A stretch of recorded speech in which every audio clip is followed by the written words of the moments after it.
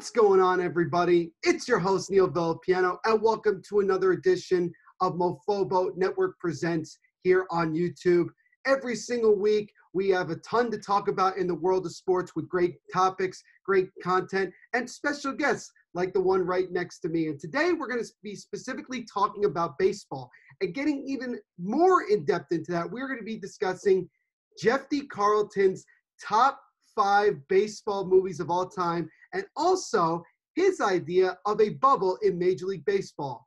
I really don't know how this is going to go. This should be a lot interesting, but I already mentioned his name, but I'll mention it again. It is my pleasure to welcome on Mr. Jefty Carlton. Jefty, welcome to Mofobo Network Presents. How you doing today, my friend?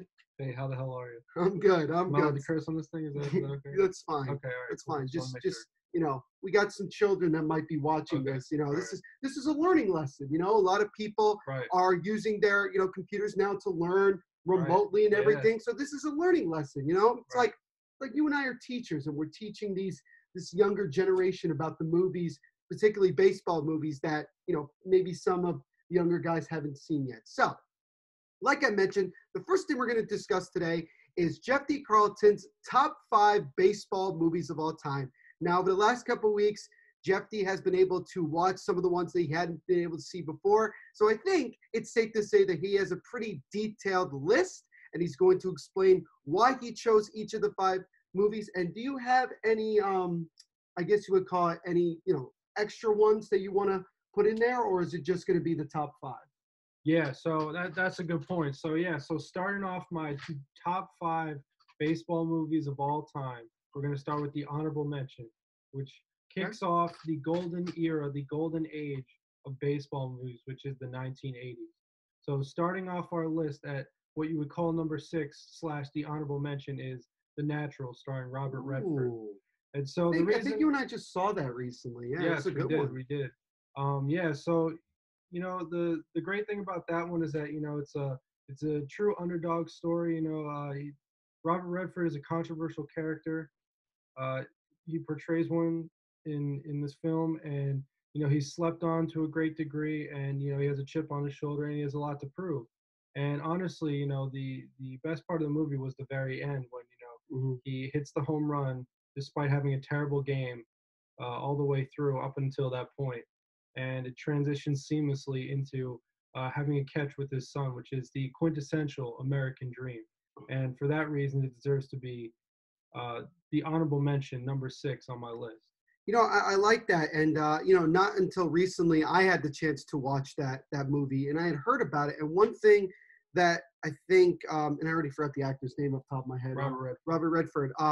What's funny is that I was watching a Ted Williams documentary on HBO, and Robert Redford was being interviewed because he's a big Ted Williams also. I think he's a pretty big Red Sox fan, if I'm not mistaken. But he said he made that movie specifically to, in a small way, honor Ted Williams. If you notice, in the movie, he wears number 9, and he's a left-handed power hitter, which is basically what Ted Williams was. So he made that and made it that way specifically in order to honor Ted Williams, the Hall of Fame baseball player from the Red Sox, which I think is safe to say he's probably the greatest Red Sox of all time. I mean, I know there's a handful of great Red Sox players over the years, but I think Ted Williams, with obviously being able to hit well over 400 and being as dominant as he was in his era, and especially going against Joe DiMaggio of the rival New York Yankees, I think all that speaks for itself. But I thought that was a little fun fact, and I don't think a lot of people, even people who saw the movie when it first came out, actually knew about. But I really like that pick. It's a really good honorable mention.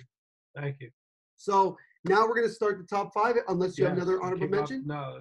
Okay, cool. So here we go. Number 5 on your top 5 baseball movies of all time is? Okay, so the number 5. So this one, technically speaking, is two movies. Although one is a remake of another. That movie or that title for both of them is Bad News Bears.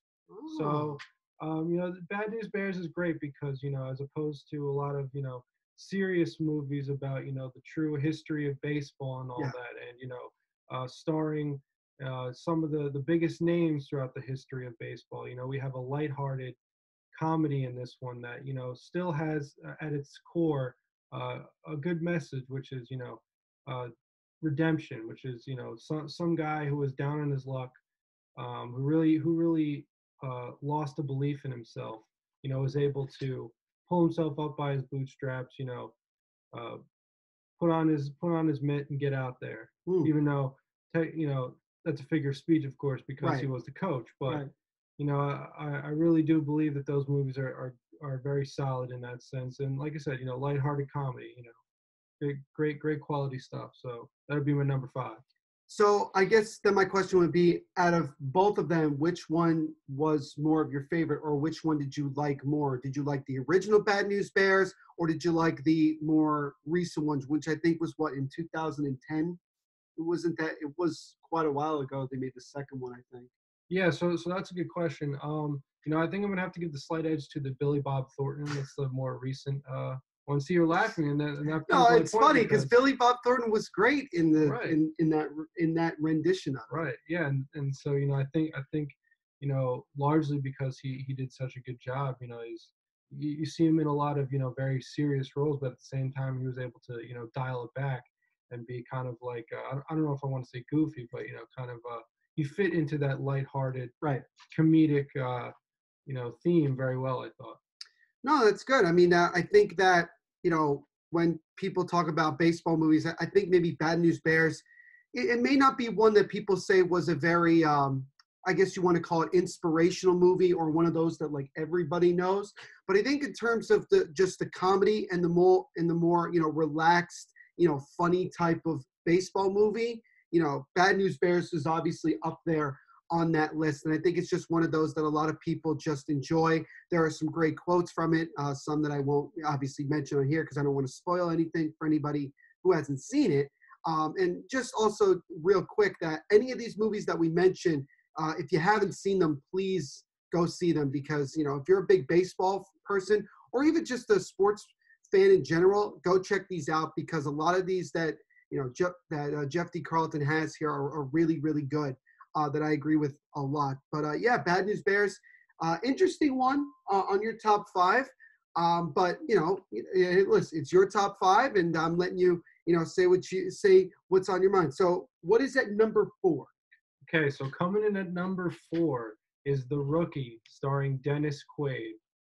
So this one, honestly is a movie that's very near and dear to my heart. I can remember watching it in theaters as a very young kid, and even as a young kid, it connected with me on a deep level, and Mm-hmm. and I think it connected with at least all Americans, if not the entire world, in the sense that it, like Bad News Bears, or like Bad News Bears, touches upon to an extent. It's really a story of redemption. It is officially a baseball movie, but really what it's about is even if you've given up on yourself or on your dreams, Or your it's never parents. too late to change the road that you're on and Yeah. return to the road of achieving your dreams, of figuring out what you were meant to do. And honestly, I thought it was an incredible movie. Um, you know, the only reason that it's not higher on the list is that I felt a little underwhelmed by the ending, in the sense that I don't know if I want to say it was rushed, but I felt that there was a lot of build up. This guy, he was a you know a podunk, run of the mill high school teacher who was coaching this baseball team, and all of a sudden he gets his chance to be in the major leagues, and he goes through the minors, he goes through all those trials and tribulations, and he finally gets the call to Mm-hmm. pitch in a major league game, Right. and the entirety of that moment was only 3 pitches. It was a Okay. strikeout, and to be fair, I know that this movie is supposed to be based on a true story and supposed to be true to life, but personally, I would have liked to have seen more of a scene that was longer and more dedicated to his performance in the moment and how he overcame the adversity of being a relief pitcher, Mm-hmm. especially with on the biggest stage in front of all those fans, including his friends and family and people from his hometown. So that is the one thing that I would count against the movie. But other than Yeah. that, I think it's a fantastic film. I think the only thing I would have said, or maybe I guess some criticism I would say, is that I would have liked to have seen him be able to showcase, him pitching in more games other than that just one. Right. I know that like That's that what I'm was saying. the ultimate. You're right, exactly. I know that was like the ultimate, like ending, like he got to pitch in the majors. Yeah, Right. but I would have liked to have seen him, maybe even show like a, like they do montages sometimes. Right. I would have liked to have seen him do like a montage, maybe like he's so good that he wins like reliever of the year, so to speak, something a little bit more. And I don't know how much money was in the budget when it came to making this movie, but it would have been nice to maybe see like some recognizable major league players. Sometimes we get a chance to see that every now and then, a Right. cameo Right. where they get to meet. I think that would have been pretty cool if they Yeah. got that opportunity. But, I know obviously sometimes it's not necessarily about the ending. It's more about the journey to getting to that point that people want to focus on, or that the movie wants you to focus on. But I just think that it would have been nice to see a little bit more action of him pitching in the majors and having success. I think that would have been kind of a cool thing. But still, I think it was a really good movie. So that's number 4. So now we're up to your top 3. So I think this is where probably there will be some debating going on in the comment section. But nonetheless, what do you have at number 3? Okay, so coming in at number 3 is none other than Sandlot. The original one. Yes, the first original. one. Yes, so that's a good because point. they've made like I think 6 or 7 of them. And guys, don't see like the last 3 or 4. They're not good. Just watch the first one, and that's all you need to watch. You don't need to watch any of the others. Right. So to be clear, I mean the original. And right. No, I mean, but they have like Sandlot, and then they have like some stupid title under it. Right. So honestly, so as we all know, it's essentially a rite of passage as an American child to watch this film. You really can't be considered an American unless you watch this film, because it's just so quintessential. It's so that's a bold statement there, Cotton. It is. Well, it's what you hired me for, my hot takes. But honestly, if you haven't watched it, what is wrong with you? WYD, what you doing? And the reason I think it's so great is that not only is it also continuing along that theme of achieving your dreams and making it to the biggest stage and giving yourself that shot, as the film beautifully shows at the end.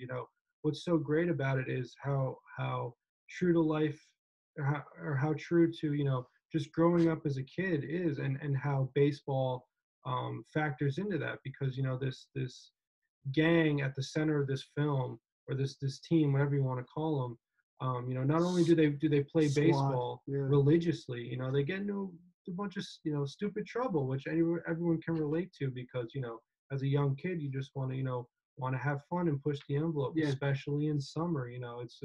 It's the perfect picturesque film. And then on top of that, the James Earl Jones's character, he was judged as this like horrible, crazy man who kept this. He's blind, right, in the movie? Yeah, he was blind. Right. Yeah, and he was just everyone because of his dog. Well, no, because it was more of his dog than really him. Right, but even at the end of the day, he proved that he was just a decent, quiet man, and that's another important element in the story. Just not judging a book by its cover. Yeah, no, I mean it's one of the all-time classics. I do agree to an extent that every single kid who grows up in America, and particularly is into sports, that's one of those movies you really have to watch. And it doesn't matter like how old you are, it's still a great movie. I think I've seen it maybe 4 or 5 times, and it seems like it's like wine, in a way. It just gets better with age, honestly. It's one of those things that just keeps getting better. Did you have a favorite character of all the, obviously there's been a lot of debate about like, oh, which character do you like, because sometimes movies have so many different characters that people just tend to have, everybody seems to be a favorite of one of them. But in your opinion, who was your favorite character in that movie? I mean, I think you gotta give it to Squints, man. I think everybody, there's a Squints Palladorus in everyone. Well, his scene with Wendy Peppercorn. Well, that was. And apparently, from what I understand, they dated after. I actually think, I could be wrong about this, but I think they actually ended up getting married. We need to fact check. I mean, they weren't that much of an age difference. I mean, even in the movie, it wasn't like they were. I mean, it just goes to show that everyone just got to be a Squints. You got to shoot your shot. If there's something that you want, go for it. What's the worst that can happen? I completely forgot the name. Get kicked out of the pool club. I completely forgot the name of the catcher off the top of my head. I can't remember. But he's my favorite in the movie. Oh yeah, You're Killing Me, Smalls. Yeah, You're Killing Me, Smalls. You play ball like a girl, which back then, such a you were called. If you were called, if you said, "Oh, you did something like a girl," that was like the biggest insult you could ever get from somebody. And I remember in that scene when they're basically talking smack to the rich little league team, I guess you want to call it. And I love how so whack. And I love how that they have then a game against each other, and the Sandlot kids do really well. Right. And I think it was really cool. And it's funny how there's like different stories that go on within it. You have the main kid who just moved into town and is learning, to get along with these friends. Then you have the old incident at the, with Wendy Peppercorn, and then the scene when they go to the amusement park and they basically have chewing tobacco. And then you have the scene where like they're trying to get the baseball bat. Like it was one of those movies that just had, several different stories that were within it and different experiences. And I think for a lot of kids back then, that was just normal things that they did. I'm sure it's a lot different now, for kids, but a lot of them are stuck in the house. Well, not stuck, but they're in the house playing video games most of the time. Right. But I think it's really cool because it kind of brings you back. If you were around in that era, if you were living in that area, or if you were a kid specifically in that era, it kind of brings you back to something that you experienced. Brings back to your childhood a little bit. So I think it's a great movie. It's a classic. I think on most people's lists, it's definitely in the top 3. Oh God. And you can't talk about baseball movies without talking about Sandlot. Also, I forgot the name of the actor that played Babe Ruth in that movie off the top of my head. Yeah, I don't remember. But he did a really good job of being Babe Ruth. And he looked like him alive. You look at Babe Ruth and then you look at this guy, you could say, it looks pretty much like him. He did a great job in just that whole scene. And then you hear his voice in the background with Benny the Jet Rodriguez, Right. And then it's just great that last scene that they have. I'm not going to spoil it because again, I'm not a big spoiler guy myself, but it's a great movie, and that's a good pick at number 3. So now, what is at number 2? As we're getting very close to hearing the ultimate answer, but what is number 2 on your list? So yeah, so this top 3, I knew which movies were going to be in the top 3, but it took a long time for me to figure out which went the where. Order, right? Right, Yeah. the exact order. But after long and careful thought, I'm going to put 8 Men Out at number 2. Ooh, another movie in the golden era, the golden age of baseball films, the 1980s. Oof. And I think that's the first true story movie that you have on this list? I think, yeah. I mean, The Rookie. Well, was that actually based off a true story? Oh, I didn't know that. At that part I didn't know. But yeah, that's a really good one. So go ahead. Right. So yeah, so 8 Men Out. So I won't reveal my number 1 pick yet, but it's important to remember that these 2 movies, these top 2, are very they're very good. It's very important to compare the 2 because this one, 8 Men Out, shows the cynical view of baseball, or more importantly, the cynical nature of human beings, and how the game of baseball, which is supposed to be this pure and wonderful thing, can get tarnished, can get corrupted. Right, corrupted by people who partly, as is always the case, there are certain factors that push them to do it, but at the same time, they don't possess the the humility to realize, exactly what they're doing and how horrible the consequences could be. And I just think it's just a beautiful movie in the sense that, it's they throw you into the situation right away. Yeah.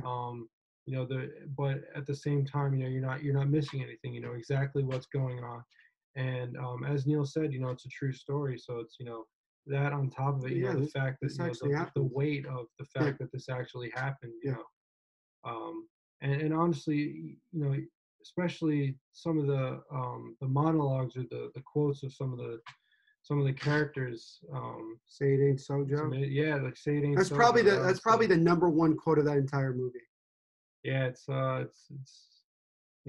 sad. Yeah, and even, I mean, just from top to bottom, just how well they they tell the story, like even from the standpoint of, what I don't think a lot of people realize about the film is that, what it also shows is the behavior of scam artists, essentially, Mm-hmm. because, like I said, this movie throws you right into the throws you right into the thick of things, Right. and all There's of a no sudden, setup to it. There's no build up. It's just you get thrown right into it. Yeah. right, and before you can even blink, there are these organized crime individuals, these operatives who are convincing people to rig the game here and there, and they're very serious about what they want.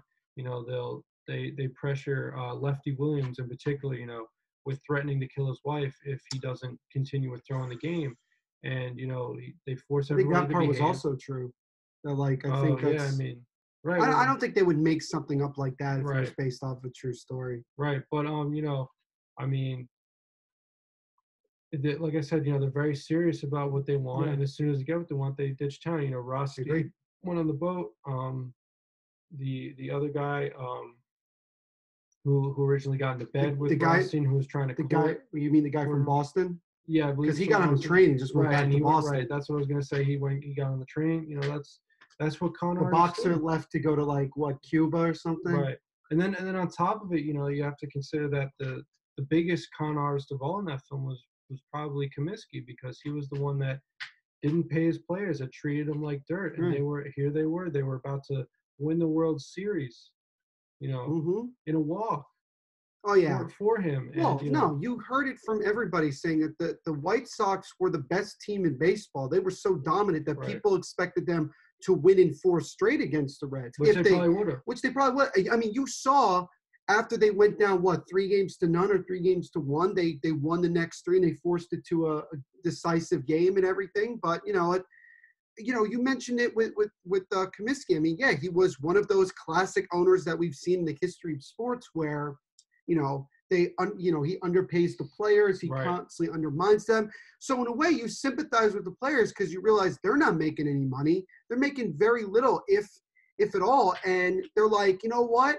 Why don't we, try to get 25, 30,000 extra dollars or however much they were going for back then. I think the saddest part for me, the entire movie, is that Shoeless Joe Jackson really didn't want to be a part of this. But unfortunately, because the man was, illiterate and he wasn't one of the smartest guys on the team, he didn't realize, the impact. And unfortunately, he got to become the poster child for this entire thing. When you talk about the Black Sox or 8 Men Out, the first guy that everybody constantly brings up is Shoeless Joe Jackson. Right. And it's really sad, because even in the movie, he's just so confused. He doesn't understand what he did wrong. Because interestingly enough, if you look, Shoeless Joe Jackson didn't, not try his hardest. He played as hard as he could. Even though he was told about what was going on, he still went out and did what he had to do because he didn't know any better. So he went out and played hard, and it was just sad to it. And I remember that last scene when Shoeless is playing in Hoboken, in this, I guess they call it semi-pro, because I know by that point, none of those guys were playing in the majors anymore. It was just sad. Like, he had to change his identity so that nobody could recognize it was him. And it was really sad that someone like Shoeless Joe Jackson just seemed like such a nice individual, who just wanted to go out and play baseball and do what he loved, got unfairly thrown into something and was, kind of betrayed in many ways by his own teammates. I think that was probably the saddest part for me of that movie. Right. Yeah. No, those are all very good points, Neil. Like I said, what's so crushing about it, what's so powerful, and in a way, I feel bad about putting this in number 2 on my list because there's so many great movies that are positive, that have good endings, that are wholly good themselves, but this one, had to be considered and had to be up there because, it tells the important story, which is that, baseball is great and it should always be, upheld and it should be treated that way. But, if, beware of, cutting corners and thinking, that you got a good deal going when, if you're going to cheat the beauty and the purity that is the game of baseball, you got another thing coming. I think that should be a message that's definitely sent to both the Red Sox and Astros over the last 2 years. Also, obviously they cheated in a different aspect. They cheated to win. They didn't cheat to lose. But so they they still can make cheated money. the game of baseball. No, I know. But I'm saying, when when you look at, what were the White Sox cheating for and what were these two teams cheating for. It's different, but still, cheating is cheating, and you're ruining the purity of the sport. And look, we're not saying that baseball is the only corrupt sport in the entire world. There's corruption in every single sport, including even the Olympics. I mean, it happens. What is the biggest thing in the Olympics? Doping. I mean, that was the big thing with the Russian athletes, that they were constantly doing that. Why? So that they could be just a little bit better than every other athlete out there. So cheating is just not good. Eventually, it's going to come back to haunt you. Maybe not immediately, but in the long run, it will eventually come to bite you in the behind. So that's definitely, I think, the biggest lesson probably from that. I don't know if there was a lesson necessarily in that movie. I think it was more of just a story to tell, maybe a story of caution, or maybe a story of things of a time that is very similar to the time that we're in now. But I like that you put in a movie that's not positive, because like you mentioned, there's all these positive movies and people want to see positive things. But sometimes seeing something sad that's true and, albeit it's negative, still I think can give you a perspective that, helps you to make better choices in your life. And just also just getting a better understanding of human nature. So I think is good. So now that is the top 4 on your list. Jefty Carlton, what is, in your opinion, the number 1 baseball movie of all time? The number 1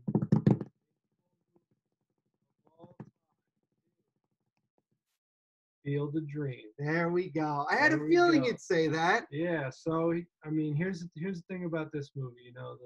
Other than the fact that Kevin Costner's in it. Well, right, of course. Arguably the greatest actor of all time, Kevin Costner. You're a big Yellowstone guy as well. So I know you like Kevin Costner a lot. So yes. Also, this is a little bit of an advertisement. No, we're not getting paid for it. But no, we're check not. out Yellowstone. It's a great show. You'll love it. Yellowstone. It's about cowboys, and who doesn't want to be a cowboy, right? Am I right? Are we still in that age where people want to be cowboys? I'm just saying. We'll always be in that age where people want to be cowboys. I mean, fair enough. But anyway, I digress. So here's the thing about Field of Dreams. I gotta be honest. A lot of the movie, frankly, I thought was, a little weird. I didn't really I wasn't really, understanding it at first. I thought that Kevin Costner's character was a little quirky. I think you said last night he was called a square. Well, you said he was very much a square. What he was a baseball nerd. There was that scene where he's telling his daughter all these things about Shoeless Joe. Which you have said that you don't believe he actually knew that stuff. I disagree. No, because if you look and watch Kevin Costner interviews about baseball, you literally go, after you guys watch this video, go just type in on YouTube, just type in Kevin Costner baseball. There are several interviews of him, and he knows so much more than we're led on to believe. So I think that he actually knew that stuff. Okay. I think he was told to learn about it, and then he did everything possible to learn about it so that he could just sound like an actual or he already knew. Proof. Or he already knew, which makes it even more impressive. Yeah. So but whether or not Kevin Costner brought that into the role to begin with or not, he was a baseball nerd, and the thing about the movie, and why this is number 1 on the baseball film list of all time, because I don't believe that it's necessarily one of the greatest films of all time per se, but is it one of the greatest sports films of all time, you think? Definitely in the top 10. Yeah, definitely in the top 10. Yeah. And honestly, in a lot of ways, I feel as though 8 Men Out overall is a better movie, overall movie than Field of Dreams. But honestly, what makes Field of Dreams so awesome, especially as far as baseball goes, is that final. It's not the final, but towards the end, James Earl Jones' monologue about baseball and what it means, especially with respect to the American experience and our struggle for,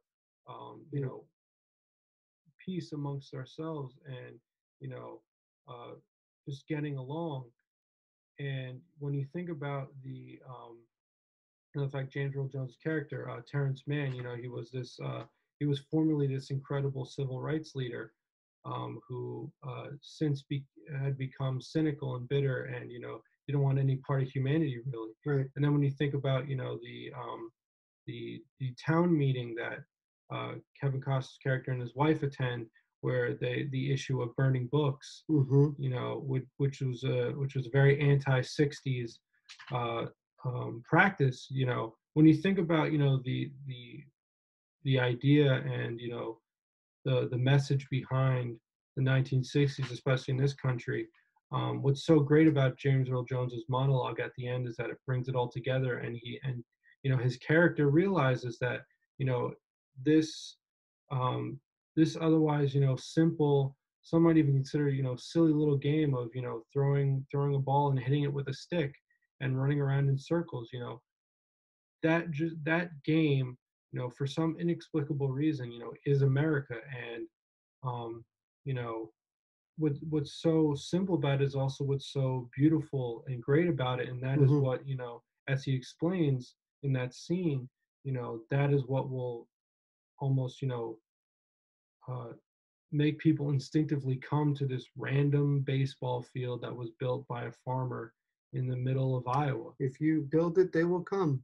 Right. And, This- on top of that, from the standpoint of Shoeless Joe, why the film was so tremendous is that, and once again, comparing it to Eight Men Out is that, It feels like it was like a segue, like they did, Eight Men Out, and then it just transitioned to Right. that. Like, oh, years later, he finally got a chance. again. well, point of fact, Field of Dreams was made a year after Eight Men Out. So you could I feel like that was on purpose, yeah, it could very especially well with be. it being Shoeless Joe. I feel Right. like, I really feel like that was on purpose, because also what's interesting is that Shoeless Joe brings all of his White Sox teammates. Right. I Yeah. did read up that I think they had 8 of them because of the movie. Right, of course. That they right. brought the 8 guys. Right. It would have been cool to see if they brought in like the guys from Eight Men Out, Mhm. the actors into that one. I think Right. that would have been kind of cool. But I also thought, interesting enough, and Ray Liotta's been in a lot of really good movies, not just sports, but obviously many Right. different things. I think that's one of the ones that people don't talk about enough. Because that was a young Ray Liotta. I mean, he's obviously done many other things since. Right. But I think just the way he, perceived Shoeless Joe Jackson and the way he spoke and how definitive he was, I think that was the thing that I really enjoyed the most about it. Yeah, I mean, he for the most part he's a quiet character for most of the film, and then especially when he speaks at the end towards the end of the film, when he asks Kevin Costner, is that what you built this field for? Did you build it for yourself, or did you build it, for the sake of other people? Which is again what not only the 1960s preached, I would argue, but what the game of baseball, it's something that you give to other people and that you yourself are supposed to experience. So I think what's great about the movie is that it's this, it's almost this kind of like supernatural, maybe even thought experiment with respect to giving Shoeless Joe Jackson from beyond the grave a second chance at just Being able to play again. right, being involved in the purity in the purity of baseball, and that's all it was. It was just like these heavenly figures, I guess you might say, just playing baseball. Yeah. It's a tearjerker, no doubt. Yeah, no no, doubt. it's and with Archibald Graham, who gave up on his dreams. He was found, even though he was considered to be dead, from beyond the grave. Once again, he was brought to this field in Iowa, and I feel like he was like one of those guys that was in like purgatory, where like he was dead, but not really. Like he hadn't fully crossed over, right. And that him having to go and play baseball in that field and everything allowed him to finally, go to heaven. Okay. Which I think in many ways, heaven in that movie was considered the cornfield. It's like you walked to center field and that's where you went. And I thought that was really good. But that last scene, more than anything else, was just the part that really just like hits home for so many people. Right. Yeah. I mean, Kevin Costner's character himself, and that's what's so great about that scene where he starts to complain about, well, how come I can't go, into the cornfield? First of all, it's my cornfield. Second of all, I built the field. Right. Why can I go? Because it's not his time, but at the same time, he was feeling like he'd done all this for all these different people, And he still didn't fully get why he did it, right? And he himself, he had that problem, or he had that desire to reconcile things with his father, because before he was able to apologize for him, his father had passed. But the way the film ends, where he has a catch with his dad, once again, something so simple, Having a small tied catch, to the right? game of baseball, is just so deep and so meaningful and powerful. Right. And honestly, for all those reasons, I honestly think that Field of Dreams is the best baseball movie, bar none. And I know that Major League Baseball, obviously, before we had the whole situation with COVID-19, had already made a plan that they were going to have a Field of Dreams game in Iowa between, I think originally it was the Yankees and the White Sox, and then they changed it to the White Sox versus the Cardinals. And I think actually it was supposed to be this weekend. That they were supposed to have. I'm not totally sure, but nonetheless. I remember those advertisements. Right. Nonetheless, they couldn't do it, so they moved it to next year. I don't know if the Yankees are still going to be involved in that, or if they're just going to make it White Sox Cardinal, but I'm sure everybody will be very excited to see when we eventually get the opportunity to see it, because I think it would be great. I think it would really be great. I don't know if all the actors are still alive from that movie. Some of the I know Ray Liotta and Kevin Costner are still alive. I think James Earl Jones is still alive. Yes. Yeah. So you got some of the characters. It would be great to see them come back. To kind of relive that. To this MLB game. Yeah. I think that would be really cool. But I can't really argue with your list, and I certainly can't argue with that last movie that you put, Field of Dreams. I think without a doubt, it's definitely consideration for the best baseball movie of all time. And look, he only mentioned 5, but there's so many others out there. You got Bull Durham, you got Perfect Game, you got Little Big League, The Rookie. I think that was the one, right? Whatever. No, The Rookie was one I had. Sorry, no, Rookie of the Year. That's what it was. Yeah, you got to, and then you have the other lame sequels to Sandlot, which again, don't spend much time on those. They're not that good. It's just overkill in my opinion. But that was Jefty Carlton's top 5 baseball movies of all time. So now we're going to talk about something that I think will have some argument here, and that is Jefty Carlton's idea of a bubble for Major League Baseball. So for those of you that don't know, obviously we're about halfway or pretty close to what they consider to be the halfway point of the regular season, and we've already had 7 or 8 teams who have had some time off due to whether their own team has COVID-19 or somebody that they were going to play has COVID-19, and they've missed a handful of days. And now it gets to the point where they're going to have multiple double headers per day. I think the St. Louis Cardinals already said they're going to have 3 days in a row where they play a total of 6 games. It's just, and they're only 7 innings. So obviously they're going to be shorter and they're going to be able to get it. I think, at the time of this recording, the Yankees are playing the Braves in a doubleheader starting at 4:00.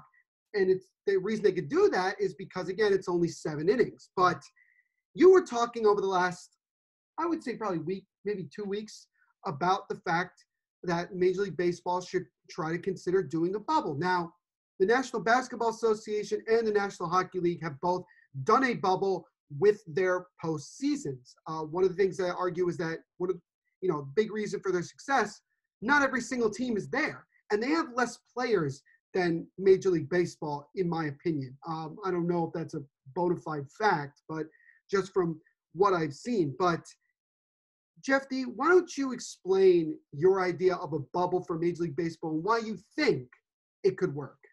Okay, so to be frank, first of all, I just want to say that when you explain it to me, just say it. Just go. Well, your viewers are more intelligent than you are, so they'll be able to understand. So, which is not your fault. You're a great guy. Thank you. But yeah, so to be frank, I mean, logistically at this point, I think the season might be too far gone or too far, underway to do this. But in theory, had Major League Baseball done more planning and gotten its act together before even a 60-game window, my basic idea was that you'd have 3 different bubbles. So you'd have 3 different indoor ballparks. Yeah. So what were the ballparks? So Probably Tampa, one of them, right? Well, Tampa has to be one for sure. Houston, so that's Minute Maid Park, Okay, I guess I that's believe. considered an indoor. Yeah, you're right. Yeah, and then well, we said so Minnesota. Well, Texas now has a new stadium that's basically a warehouse. So I mean, Okay, right. you So could do that. But do you really want to have two stadiums in the same state? I mean, I just well, like I said, the whole point is you have three different locations, right? So you have three. So in theory, once again, in theory, you have three different uh, fragments of Major League Baseball, all contained in one area. right. So you're not going back Okay. and forth to different, not only interfacing with different teams, but being in different cities here and there and all that, which as we've seen has resulted in some less than favorable outcomes. But the basic idea was that you pick three cities, And you have 10 all teams in each. you're right, yeah. So 10 teams in each. So I believe That's a lot. I believe Major League Baseball is they are still doing regional play, right? Only Yeah, like, no, that's all they before the season Right. started. Major League Baseball said that everybody's schedule was based on the region. So right, an example of that for those of you that may not understand is that we'll use the Yankees. They're only playing teams that are in the American League East, which is a division that they play in, and the National League East, which is their National League equivalent. So the Yankees only play the Red Sox, Orioles, Rays, and Blue Jays from their division, and they only play the Mets, Phillies, Braves, Marlins. Am I missing someone? I think that was it. From and the Nationals, excuse me, from the can't forget the National World League. Series champs. Can't really Come on. right. Well, they played pretty well against the champs on opening Yeah. weekend. But look, I mean but that's an example of what we're talking about. And then their plan is to breach out once we get to the postseason. So I don't know how that's going to work. Yeah. So well, like I said, the idea was that you have these three different locations, three different bubbles. Okay. And of course this includes a lot of personnel, so it would be a daunting task. But not only all the teams, all their personnel, all their trainers, coaches, managers and whatnot. Umpires as well. You need at least um, you know 2 to 3 officiating crews. And then you Um, have camera people who need to be in Right, charge and of then the I was gonna, cameras. and then so one of the benefits of it being regional is that all of the regional and local TV networks that usually broadcast these games, as well as quite possibly radio entities, Okay. they would all be located in their team's respective bubble. Mm-hmm. So, and once again, like I said, logistically, this is something that should have been uh, taken into account and should have been planned Yeah. for way in advance, because everything that the NBA bubble, for example, that's the bubble that sticks out in my mind. Everything about that has worked, or that was done, should have been theoretically could have or should have been done with these three different bubbles. So, quite frankly, I mean, and then of course there's the issue of playoffs, in which case for example, as far as that goes, there could have been like a 2-week break in between the end of the regular season and the playoffs. So as 2-week quarantine or right, something exactly, like that. right. Right. That would be the idea. And then of course, because there are fewer teams, it'd be a lot more manageable come playoffs. Well, that would be the same with like all the other bubbles.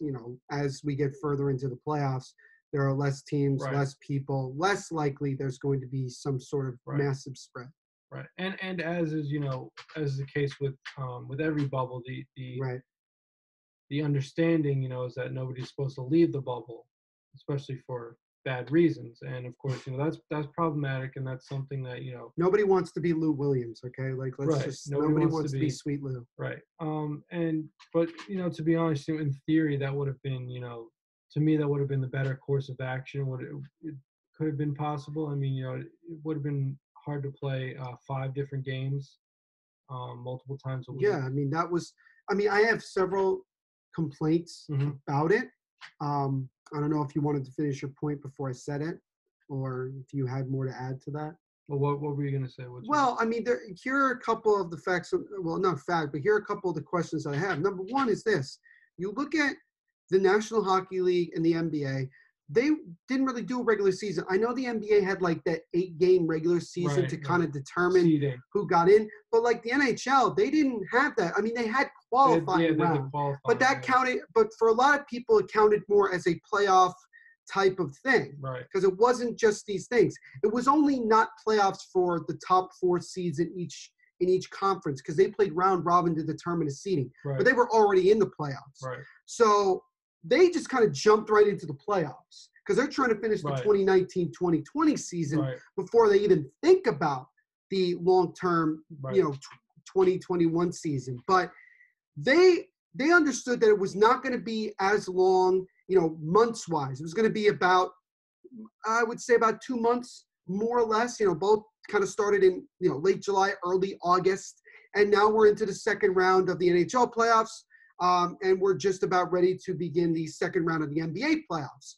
But you're already seeing the effects of players missing their loved ones and not being able to see them. I know that the NHL and NBA have said that once we get to the conference finals, they're going to start allowing family members to come, but at a very limited space. And, that's one of the issues that I have, is just with Major League Baseball, you're talking 3, maybe 4 months where they might not be able to see their loved ones. And I know not everybody has, a wife or a girlfriend or kids or anything like that, but still, a lot of these younger players, they're missing that social interaction other than being with their teammates and other players. Right. And so that was an argument. The other argument is something you did bring up. You're going to have to play, in theory, 4 or 5 games a day just to get through enough games, unless you're going to make this a very, very shortened regular season. And what I mean by short is we're having 60 right now. You may have to cut it to 30 or even cut it even more to just 20, which is not considered. I mean, we're already past the point of whether or not this is considered a legit MLB season. Well, we're clearly past too many asterisks. Whoever wins the World Series. Right. Whoever wins the World Series, I think, particularly in baseball, is certainly going to get an asterisk next to their, name, just saying, oh, bubble champions. I mean, you're just going to Rona champs, get the Rona ring. I don't know what they're going to say. So you have that situation, and it just doesn't seem work. Another thing that I'll mention also is this. If both the NBA and NHL bubbles, the hotels are connected to the arenas. They made this on purpose so that the players don't have to go outside too much when they're going to go play a game. So they don't have to worry about that and everything like that. With Major League Baseball, unless they can find a way where the ballpark is not terribly far from the hotel, where maybe they can just walk and not necessarily ride a bus or something, that would be good as well. I do like the fact of having it indoors, because then we never have to worry about a rain delay or anything like that. You never have to worry about that. We never have to worry about Mother Nature preventing them from playing baseball, unless the weather is so bad the players can't leave the hotel. So you have that. But I just think all in all, I get where you're coming from, and I think it's a nice idea. But I think reality-wise with baseball, considering how much that goes into it and how much longer at times it can be, and also involving all 30 MLB teams. It's not like we're only including – it's not like we're doing just 16 teams and we're starting the playoffs. It's like we're doing all 30 teams, and that's a very difficult thing. I know the NHL has entertained the possibility of having a regional bubble for each team. I know that they're talking about that. I don't know where they stand with that. I don't know where it's going to be, because the NHL isn't starting their next season until late December, possibly early January of 2021. Same thing goes with the NBA. So Major League Baseball could get a head start on, preparing something like that. But I just think that with not just baseball, with any of these sports leagues, having that many bubbles, with it not being fully planned and obviously not having enough time to fully plan it, is just a disaster waiting to happen. But baseball, unfortunately, more than any of the other sports, a lot of what they've tried to do is completely backfired, especially with the COVID-19 situation. I think that they didn't do enough to prepare the players for this, and as a result, they are paying the price as we speak. But That's just my opinion on your idea. Yeah, no, those are some very good points. Um, I haven't done the math, but I guess if you figure, you have 10 teams in each bubble. So if you have, I mean, if you're able to do so that would be 5 different matchups at any given time. Yeah. So perhaps if you did 2 games on one day, Shorten the 3 on the innings. other. I mean, Well, you could do that. because like I said, in this season, if you're doing a doubleheader, both games are 7 innings. Yeah. If you want to make it go quick and get these games done, you might have to do backyard baseball style and play only three innings.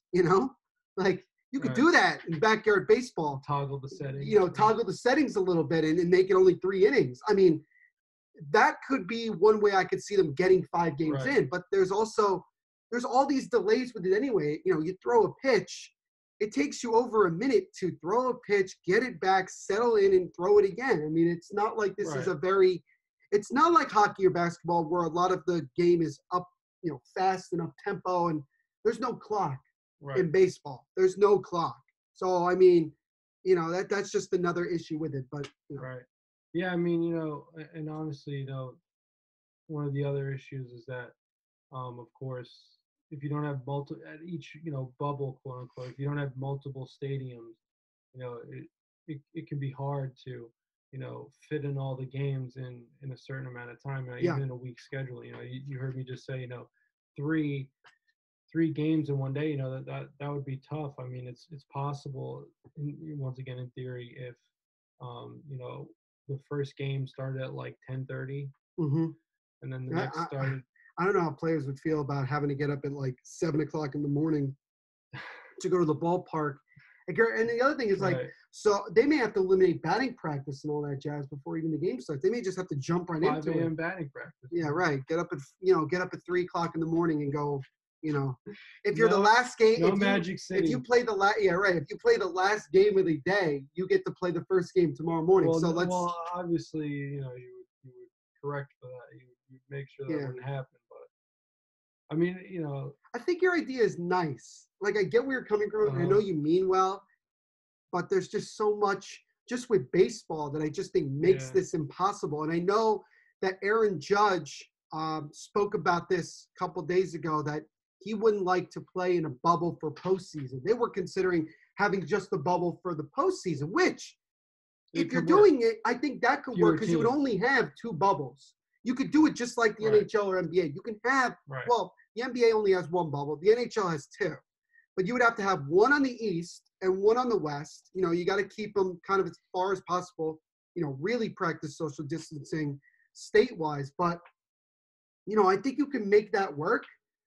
I just think a lot of players would just feel uncomfortable. It's already weird by going to the ballpark and not seeing any fans, even if you're seeing cutouts of fans, and then you have MLB The Show crowd noise, which I'm not really 100% into. It's already weird. But then if you have them in a bubble where they're, not doing anything, I mean, they can't go out, and they focus on that. I just think that it's tough. It would be tough anyway. Here's the other thing as well. It could have very well have been, once again, of course, assuming that planning had been, there had been enough planning leading up to this that they could have had games in other countries. Like, for example, like KBO. Well, the KBO, I mean, that they only have 8 teams, I believe, or because that was one of the things 10. I was talking about on the Mofobo Network podcast, is that I think what Major League Baseball should have done is talk to the KBO and ask them what were they doing, and try to implement, if they were going to actually have games in the United States, implement some of those things. And maybe they did talk to them, and maybe MLB was just ignorant and just felt that, oh, we can never do blah blah blah. But anyway, keep going. Yeah, well, no, I mean, it boils down to that same basic thing that you were talking about with, the lack of teams is really what makes, any one bubble feasible. So the KBO, for example, only has 10 teams, I believe. So that's that's a third of the size of Major League Baseball. Yeah. So but I mean, But nobody's going to wake up at 3 o'clock in the morning to see the Yankees play the Red Sox. Well, that's a good point as well. So, time zones have to be another factor. I mean, from what I understand, at least Brazil has really been struggling, or it really had been with the virus. So Perhaps South America would have been an option. If I don't know if there are bubble, there are arenas or Probably stadiums not. that lend to bubbling. I don't think so, because a lot of the stadiums there are, well, first of all, I think there's more soccer stadiums than baseball stadiums in those countries. Just because I think that sport is more popular. I'm not saying it's not. Right. Baseball is not popular because we have a lot of South American talent playing in Major League Baseball, but I think it would just be very tough. I don't know, and also the conditions would be a lot different than what these players are normally used to. And it would just be difficult. But I do see where you're coming from with wanting to try to find as many different possibilities that you can think of to try to make this work. But I think reality-wise with baseball, it's very hard to do something completely different than what you've been accustomed to doing or what baseball is, what you do in baseball. Right. There's so many different things. Like, we're going down to as simple as spitting. That was one of the things that people were saying, like, oh, you're going to get in trouble for spitting. I've seen players spit 10, 15 times a game since we started. What are they going to do? Yeah. It's just like, that's the problem. Like, there's things that we just can't, you just can't control because it's human nature and you can't prevent it. So. Well, yeah, I mean, and like you said, and this is the problem with the season as is now, is that, different states or different areas of the country, vary in terms of how well the virus has been able to be kept under wraps, at least contained. So, for example, Florida is had a really rough go of it as far as, handling it. I mean, they're still struggling in one way or another. Right. I mean, it's gotten better, but. Right. But, I mean, at least as far, at the beginning of the season, the Marlins, it kind of reminds me of Diary of a Wimpy Kid. The Marlins had the cheese touch, but yeah, it's Neil's not familiar with sophisticated literature, but I did read that. Okay. But yeah, it's I'm a little classic. Smarter than I lead on. Okay. I led on, but yeah, I remember the cheese. That's why I was laughing. Right. No, but it's like, I hate to talk about a serious disease in that way, but it feels that way, right? It felt like got the cooties. Right. They kind of threw a wrench in everything just because when they tested positive, that was just the first example of having to put the season on hold or to complicate it. And like Neil said, the Cardinals now are going to have to play, what'd you say, 6 games? 6 games in like 3 days. It's just you look at what the time the time schedule of the calendar and what Major League Baseball is trying to accomplish. It's like, you mean to tell me they have to play like 38, 39 games in like 31 days? I mean, I don't even know how you could do that. The Yankees have had a handful of days off. They were supposed to. They finally got a chance to play last night. They couldn't even play that because Mother Nature said, "No, I'm gonna let the remnants of Hurricane Laura come in and end it." And it's just like, it just gets worse. Like, I feel like Major League Baseball, more than any other sport, is really shooting themselves in the foot. And I know not everything is their fault. Again, with Mother Nature, what can you do about that? You can't do anything about it. In regular season, that would be. Well, in a normal season, it wouldn't be a big deal. No, it wouldn't be. It wouldn't be a big deal Each at game all. Carries more than I think. I read that Joe Kelly's 8-game suspension would be equivalent to a 22-game suspension in a regular season. Well, because you think about it, like he's a relief pitcher, I think, right? He's a relief pitcher. Yeah. I mean, like, this guy's missing so much time by getting suspended. Which in many things, if you got suspended 8 games in a regular MLB season, it'd be like, all right, whatever. He's still got 100 plus games to go. But because he got suspended 8 games, he's missing like almost a third of the season by just not being allowed to play. Well, that's the thing. If he had done this in a quote unquote regular season, he would have gotten a 22-game suspension, which is a lot, and that's the whole point. The point is that each and every one of these games carries so much more weight than it had before. You can't finish an individual game. Yeah, and as Neil said, a lot of these games they're playing 7 innings anyhow. Which, if you know anything about baseball, if you don't have the 9th inning, then that's. It just feels weird when you're like, oh, we're in the bottom of the 7th, but it's like last licks. It's like, feels it's like weird. Little League, or like JV baseball. Because if you lose by 1 run in the bottom of the 7th, you're kicking yourself because you're like, oh well, if we were playing a regular game, because Because in normal doubleheaders in baseball, if we were having a normal season, they'd be 9 innings. Right. You know, we'd start a game at 1 o'clock, and then you'd play the next game starting at 4:30, 5 o'clock, Right. and that's how you would do it. But again, it's like you have a game at 4 o'clock, you play 7 innings, and then you start the next game, and it's only 7 innings. It's not, you can't just go like, oh, we're going to do 7 in this one, then 9. No, it's like you got to do 7 in both so we can get both games in and we can keep this going. So everything just feels rushed. Everything just feels rushed. And so you're seeing stuff that maybe sometimes you wouldn't see. So that's why it was important to say at the beginning of the year that whoever got off to a hot start was probably going to end up making the playoffs. Even if it was, you know, because usually baseball is a marathon, not a sprint. Right. For the first time in probably MLB's history, it's a sprint to see who can get to the finish line first. I mean, you have a team like the Slam Diego Padres who have hit something like 5 or 6 grand slams in the last 4 games. They're one of the hottest teams in the National League other than the Dodgers. I mean, there's a legitimate case that you can make that if they keep this up for another 10, 15 games, they're going to easily make the playoffs. I mean, look at the Oakland Athletics. They're absolutely kicking Mofobo. You know, they're doing so well. And if they keep playing this way, by the time we get to the postseason, they're still going to be on a roll. I mean, they're still going to play with a lot of confidence. But it's whoever is the most prepared. And it's not just worrying about if you get hurt. Because if you're a team like the Yankees, who's lost several of your big name players, I mean, you're in a bad spot. You're not in the spot that you'd want to be in because you want your guys to stay healthy even in a 60-game season. And if any of your big guys go out for a long time, that's going to be pretty detrimental to your chances of just qualifying for the playoffs. Right, yeah. And I mean, you know,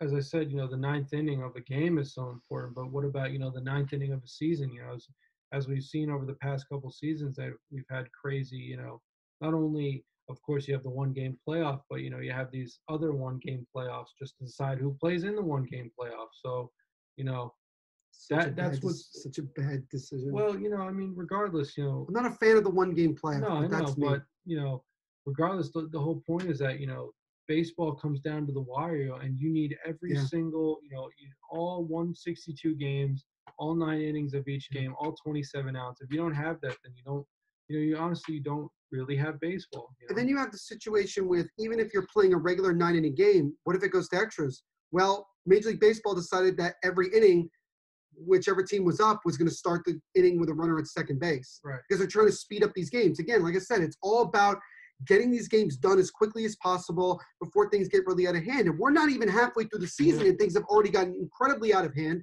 We had the situation with the Miami Marlins where they weren't playing for a week and change, and they're technically in second place in the National League East. The Cardinals are technically in second place in the NL Central, even though they've played 7 or 8 games fewer than anyone else in their division. I mean, that's just, how are they going to make that up? They're like, not. how is it? You can't. You don't have time to make it up. Right. So, I mean, it's almost like those teams should just be technically eliminated, which if you're a Yankee fan, you'd say, well, then that would also apply to the Yankees because the Yankees have missed a considerable amount of games, not to their own fault, but to the fact that the team that they were getting ready to play either contracted the virus from somebody else or had the virus, and they, you know, there wasn't anything you could do about it. And so I like your idea. I get where it's coming from, but I just think that Major League Baseball should have just not played. That was me. I understand the whole thing about these guys need to play, and, you know, age is not something that they can afford to lose. They can't lose a year, but it just seems like the further we go with the season, the worse it's getting.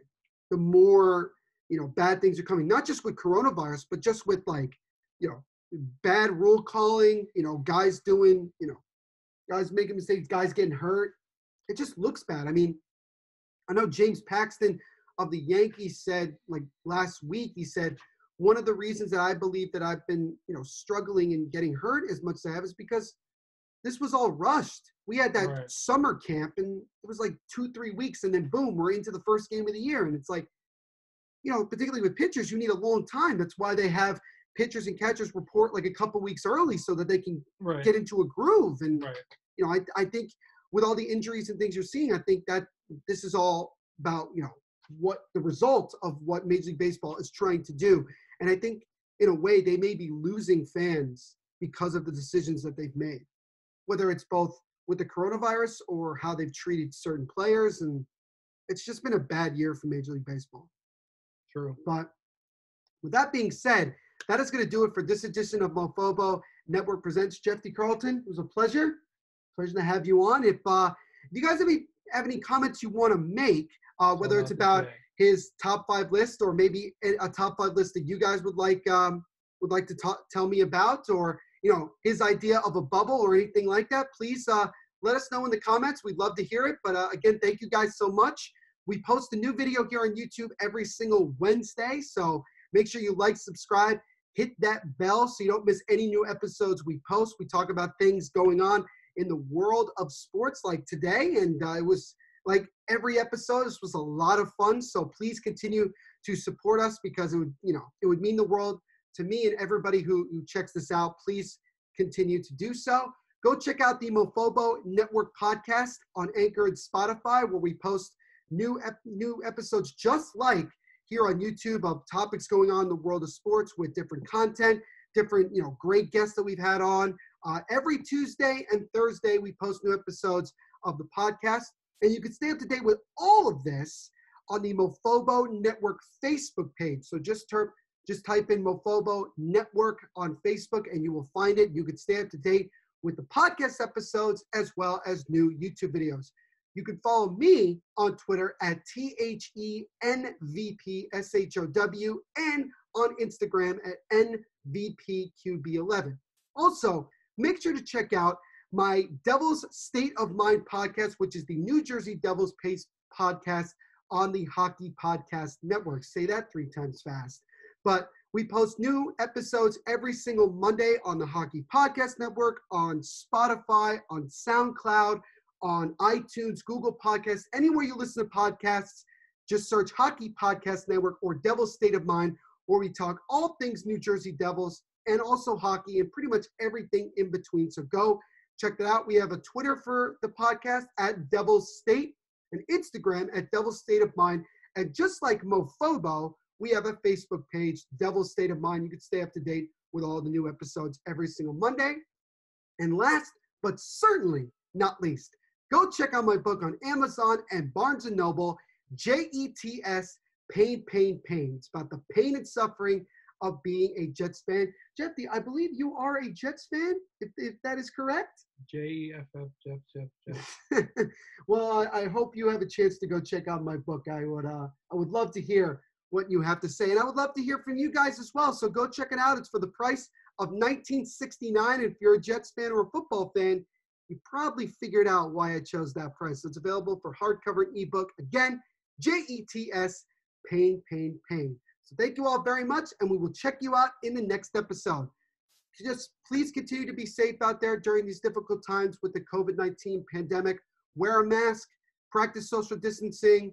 If you got to bring hand sanitizer, if you feel you need to, please do so. Wear gloves if you want to be a little bit extra safe, because it's not really about, everybody individually. It's about all of us coming together and protecting each other so that we can eventually find some form of a vaccine so that we can start to really get back to some form of, I guess you would say, a new form of normalcy.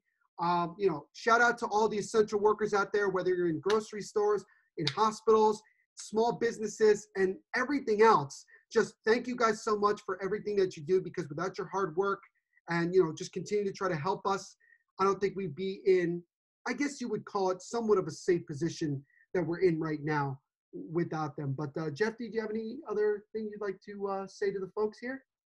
No, man. I mean, great conversation today. As Neil said, stay safe out there. Subscribe to all of his platforms. He's got great content. I would know. I taught him everything he knows, of course.